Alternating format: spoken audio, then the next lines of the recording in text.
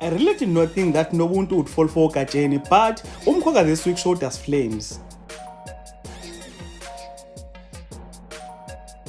Umkhokha fans will know that after Tifa lost Sota's child, he decided to arrange a wedding for Nobuntu. You know, from the first scene of the storyline, when Tifa asked to arrange a wedding for Nobuntu, I was certain that Nobuntu will decline the proposal and go back to drinking, but instead, she was okay and understanding, which was so unlike Nobuntu. It became worse when she finds out that she's marrying Ndlovu. I thought that she was going to continue with her stubbornness, but even on that case, she was so calm and understanding.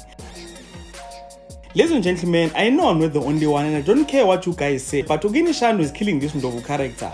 I'm really glad he was given a chance on the show and I really enjoyed the way he portrays this Zulu elder. He is so chilled and convincing. There was this scene when he took Nobuntu to his side, promising her that he will take care of her and asking her to imagine the life that they're going to have together as a couple. I really thought that the scene was beautiful, well directed and well portrayed by both Ukini and Waneli. There was also a scene where Nobuntu told Ndlovu that she's going to marry him. I thought that the scene was fun and entertaining, so in overall I think that Nobuntu and Ndlovu will make a nice couple and we'll enjoy watching them on our screens.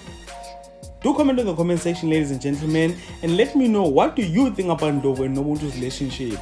And if you enjoyed content on this video, please like the video, subscribe to the channel if you're subscribed, and press the notification bell so that you can be notified every time when I post videos on this channel.